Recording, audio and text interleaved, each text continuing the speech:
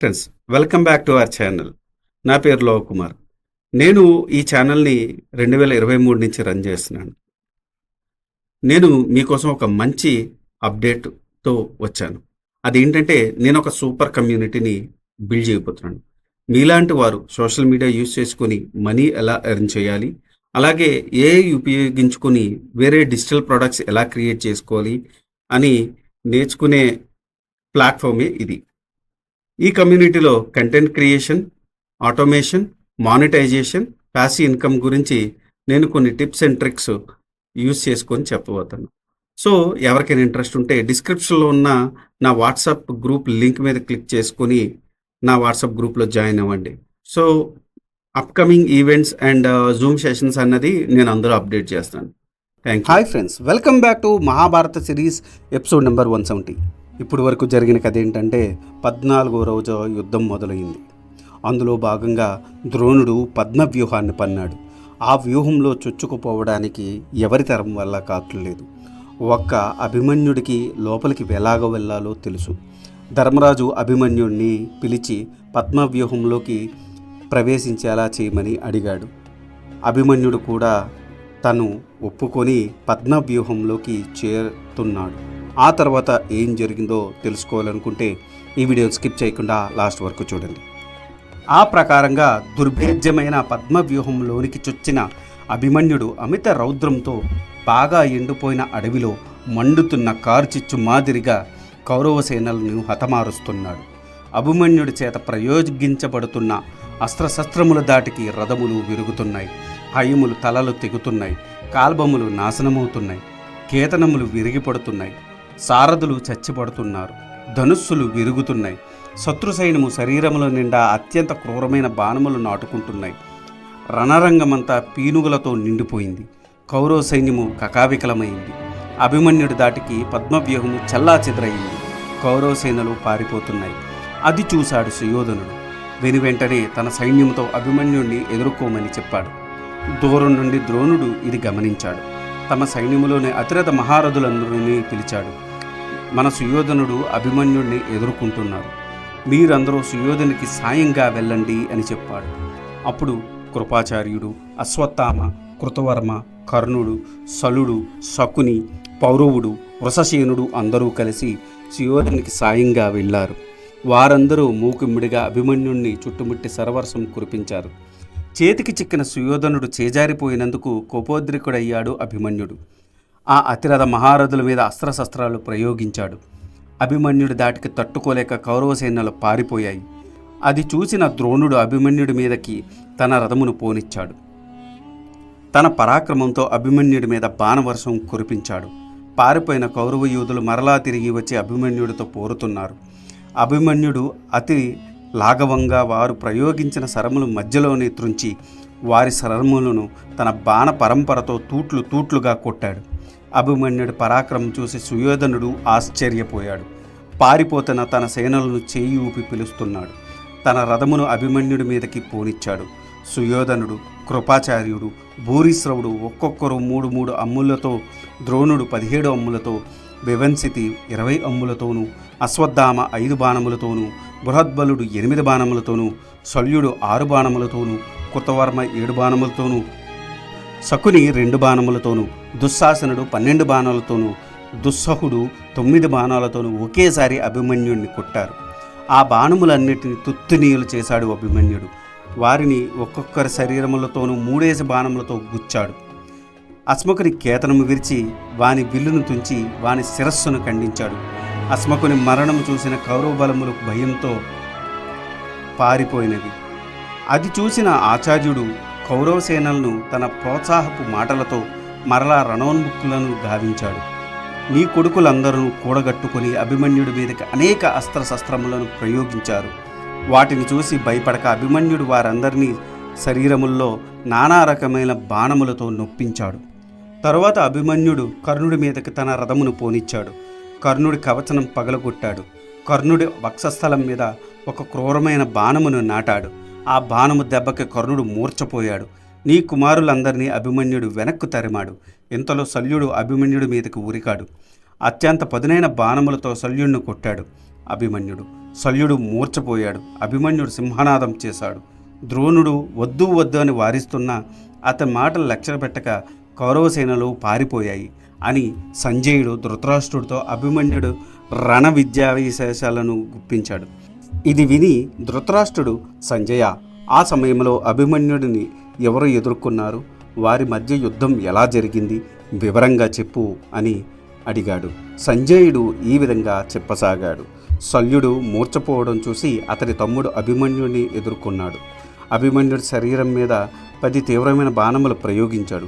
అభిమన్యుడు ఆ బాణములను మధ్యలోని తుంచాడు. శల్యుని తమ్ముడిని రథమునకు విరగ్గొట్టాడు. హైమలను చంపాడు. వాడి చేతులు నరికాడు. ఆఖరున అతని శిరస్సును ఖండించాడు. ఇది చూసిన మిగిలిన రాజకుమారులు భయభ్రాంతులయ్యారు. ద్రోణుడు, కృపాచార్యుడు, అశ్వత్థామ, కృతవర్మ, బృహద్బలుడు, కర్ణుడు మొదలగు ప్రముఖ యోధులు ఒకరినొకరు పిలుచుకొనుచు ధైర్యము చెప్పుకుంటూ తమ తమ బలగములను కూడగొట్టుకొని అభిమన్యుణ్ణి చుట్టుముట్టారు. వారిని చూసి అభిమన్యుడు సింహం వలె గర్జించాడు. సాక్షాత్తు అర్జునుడే అక్కడ ఉన్నాడా అన్నట్టు అందరికీ తానే కనిపిస్తూ తన విల్లు గుండ్రంగా ఉన్నదా అన్న భ్రమ కలిగిస్తూ అత్యంత వేగంతో వారి మీద సర్వర్షం కురిపించాడు. కౌరవ వీరుల మీద బల్లములు, అంజలకములు, క్షురములు, కుర్మనములు మొదలైన బాణములను ప్రయోగిస్తున్నాడు. అభిమన్యుడు పరాక్రమునకు తట్టుకోలేక కౌరవ వీరుల భయంతో పరుగులు తీస్తున్నారు. ద్రోణుడు నిస్సహాయంగా చూస్తున్నాడు అని సంజయుడు ధృతరాష్ట్రుడితో చెప్పాడు. అభిమన్యుడి పరాక్రమం గురించి విని తన మనసును ఖేదము మోదము రెండు కలుగక ధృతరాష్ట్రుడు తర్వాత ఏమైందని ఆతృతగా అడిగాడు. ఆ ప్రకారం పారిపోతున్న కౌరవ సైన్యమును చూసి అభిమన్యుడు వారిని పారిపోనివ్వక వారి చుట్టూ తన రథముని చక్రాకారంతో తిప్పుతూ ఎడతెగకుండా బాణవర్షం కురిపిస్తూ రణరంగమంతా పీనుగులు పెంటలు చేస్తున్నాడు. అభిమన్యు పరాక్రమమునకు చూసి ద్రోణుడు అపరిమితమైన సంతోషంతో పక్కన ఉన్న కృపాచార్యుతో ఇలా అంటున్నాడు. ఆచార్య, తన అన్నదమ్ముళ్ళు, స్నేహితులు, తండ్రులు, మామలు అందరూ సంతోషంగా విజయుని కొడుకుని అభిమన్యుడు సత్రావ సంహారము చేస్తున్నాడు. హైములను, ఏనుగులను అసంఖ్యాకలంగా నేలకూలుస్తున్నాడు. అతని ముందు మన సైన్యమును పేరుగల విరాది విరువులను నిలవలేకున్నారు అని పలికాడు. ఆ మాటలు విన్న సుయోధనుడు అతి దీనమైన ముఖముతో చిరునవ్వు మోహము మీదకి తెచ్చుకొని భూరిశ్రవుడు, కర్ణుడు, శల్యుడు మొదలగు వారితో ఇలా అన్నాడు. విన్నారా? మన గురువుగారు ద్రోణాచార్యుల వారి పలుకులు విన్నారా? విల్లు పట్టు నేర్చిన ప్రతివాడికి ద్రోణాచార్యులే గురువు కారు కదా. అలాంటి వాడు ఒక పసివాడిని మహావీరుడు అని పొగుడుతున్నాడు. కానీ అతన్ని చంపడానికి మాత్రం ప్రయత్నించడం లేదు. ఎంతైనా ద్రోణుడు పార్థుని అనుకూలుడు కదా అని అతని కుమారుడు ఎలా చంపుతాడు? అయినా మన గురువుగారు ఉపేక్షించబట్టి అభిమన్యుడు అలా చెలరేగిపోతున్నాడు. అదంతా మన ప్రావీణ్యము అని పొంగిపోతున్నాడు. ఇప్పుడు మనమందరం కలిసి అభిమన్యుడిని ఎదుర్కొందాము అని అందరినీ కూడగడుతుంటే దుశ్శాసనుడు ముందుకు వచ్చి, అన్నయ్య, ఈ మాత్రం దానికి ఇంతమంది యోధులను కావాలేనా? నేను చాలనా? నా పరాక్రమంతో అభిమన్యుడిని చంపుతాను. అభిమన్యుడు చచ్చాడు అన్న వార్త విని అర్జునుడు, కృష్ణుడు అతి శోకభారంతో మరణిస్తారు. మన పగ తీరుతుంది అని అన్నాడు. వెంటనే దుశ్శాసనుడు తన విల్లు సారించి సర్వర్షం కురిపిస్తూ అభిమన్యుడితో యుద్ధానికి దిగాడు.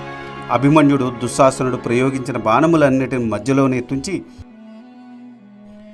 అతని మీద 26 అతి క్రూరమైన శరములు ప్రయోగించాడు. దుశ్శాసన, అభిమన్యుల యుద్ధం చేయుటకు మిగిలిన వారు యుద్ధం చేయుట మాని చూస్తున్నారు. ఇంతలో అభిమన్యుడు దుశ్శాసని విల్లు తుంచాడు. అతి క్రూరమైన బల్లబాణములతో దుశ్శాసను ఒళ్ళంతా తూట్లుగా కొట్టాడు. అభిమన్యుడు నవ్వుతూ దుశ్శాసనుడితో ఇలా అన్నాడు. దుశ్శాసన, నాడు నిండు పేరుగలములతో మా తండ్రి గారు ధర్మరాజును నీవు ఆడిన మాటలకు ఈరోజు బదులు తీర్చుకుంటున్నాను. కొంచెం సేపు అలాగే నిలబడు. మదాంధుడువైన నీ తల ఖండించి నా తల్లిదండ్రులకు మనోల్లాసం గావిస్తాను అంటూ అభిమన్యుడు వెంటనే 2 వాడి అయిన బాణములు దుశ్శాసనుడు వక్షస్థలం మీద నాటాడు. ఆ బాణముల దెబ్బకు దుశ్శాసనుడు చచ్చినట్టు రథం మీద కూలబడ్డాడు. ఆ ప్రకారం మూర్ఛపోయిన దుశ్శాసన రథమును సారథి పక్కకి మళ్లించుకుని పోయాడు. అంతకుముందే అభిమన్యుడు దారి చెయ్యగా పద్మవ్యూహంలోకి చొచ్చుకు వచ్చిన పాండవ వీరులు వారి సైన్యములు కౌరవ వీరులతో ఘోరంగా పోరుతున్నారు. మరోపక్క అభిమన్యు పరాక్రమం చూసి పొంగుతున్నారు. దుశ్శాసనుడు మూర్ఛపోవడం చూసి హర్షధ్వానాలు చేశారు. అప్పుడు సుయోధనుడు కర్ణుని చూసి, కర్ణ, దుశ్శాసనుడు అభిమన్యుడి చేతిలో దెబ్బతిని మూర్చపోయాడు కదా అని నిట్టూర్చాడు. ఆ మాటలు విన్న కర్ణుడు తన సైన్యంతో అభిమన్యుడి మీదకి లంఘించాడు. 73 బాణములను అభిమన్యుడి మీద ప్రయోగించాడు.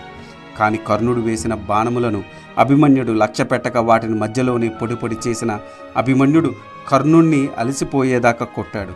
ఆ సమయంలో కర్ణుడి తమ్ముడు అభిమన్యుడి మీదకు వచ్చాడు. అభిమన్యుని హైమల మీద రథసార మీద సరవర్షం కురిపించాడు.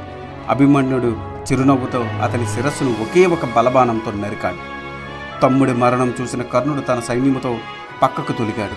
అది చూసిన కౌరవసేనలు విజృంభించాయి.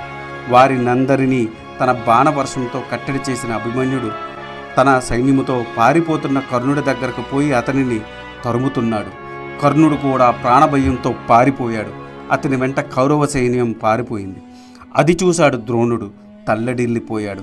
కృపాచార్య, కర్ణ, నిలవండి, పారిపోకండి.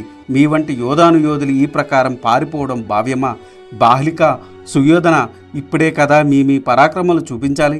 నిలవండి, వెనుతిరగండి, అభిమన్యుడితో పోరాడండి అని ఎంత అరిచినా వారు వినిపించుకోకుండా పారిపోతున్నారు. అభిమన్యుడు శరాగతంలో నిలవలేక కౌరవసేనలు పారిపోతూ ఉన్నాయి. అది చూసి అభిమన్యుడు సింహనాదం చేశాడు. తన శంఖము పూరించాడు. తన విల్లు సారించే నిరంతర సర్వర్షం కురిపిస్తూ కౌరవ సైన్యమును సర్వనాశనం చేస్తున్నాడు. అతని అస్త్రదాటికి ఎదురు లేకపోయింది. రణరంగమంతా హైములు, ఏనుగులు, సైనికులు కలేబరములతో నిండిపోయాయి. విరిగిన రథములు కుప్పకూలపోగా పడిపోయినాయి. ఇంకా విరిగిన చేతులు, కాళ్ళు, మొండములు చెక్కనక్కర్లేదు. విరిగిన కేతములు, గొడుగులు, దశనులు కుప్పకూలగా పడిపోయి ఉన్నాయి. ఆకాశము మధ్యలో 2వ సూర్యునిలా వెలిగిపోతున్న అభిమన్యుడు అని సంజయుడు ధృతరాష్ట్రుడితో అన్నాడు. ఆ మాటలు విని ధృతరాష్ట్రుడు, సంజయ, ఇప్పటిదాకా అభిమన్యుడు ఒక్కడే యుద్ధం చేస్తున్నట్టు చెప్పావు. మిగిలిన పాండవులు, విరాటుడు, పాంచాల భూపతి మొదలగు వారు ఏమయ్యారు? వారు ఎందుకు అభిమన్యుడికి సాయంగా రాలేదు అని అడిగాడు. ఇది ఈనాటి వీడియో. ఆ తర్వాత ఏం జరిగిందో తెలుసుకోవాలనుకుంటే మీరు నా నెక్స్ట్ వీడియో కోసం వెయిట్ చేయాల్సిందే. దానికన్నా ముందు నాదొక చిన్న రిక్వెస్ట్. నేను చేసే ఈ మహాభారత సిరీస్ వ్యాస భారతం నుండి కవిత్రయం అంటే నన్నయ్య గారు, తిక్కన గారు, ఎర్రాప్రగడ గారు తెలుగులోకి అనువదించారు. అదే ఈ మహాభారతాన్ని నేను మీకు యథాతథంగా అందించాలనే సదుద్దేశంతో ఈ వీడియోలు చేస్తున్నాను. ఏ జనరేటెడ్ ఇమేజెస్తో వీడియోస్ చేయడం కొంచెం కష్టతరమైన విషయం అయినప్పటికీ మన సనాతన ధర్మంలో ఉన్న మంచిని చెప్పాలనే ఉద్దేశంతో పూర్తి కథని ఈ వీడియోలో రూపంలో అందించడం జరుగుతుంది. అందుకని మీలాంటి వారి సపోర్ట్ నాకెంతో ముఖ్యం. మీరు నన్ను సపోర్ట్ చేయాలనుకుంటే జస్ట్ మీ అభిప్రాయాన్ని కమెంట్ల రూపంలో తెలియచేస్తూ, లైక్ చేస్తూ, 10 మందికి షేర్ చేస్తూ మన ధర్మాన్ని 10 మందికి అందేలా చేయాలని కోరుకుంటున్నాను. ఈ వీడియో కనుక మీకు నచ్చితే do like, share and subscribe. Thanks for watching. జై సనాతన ధర్మం.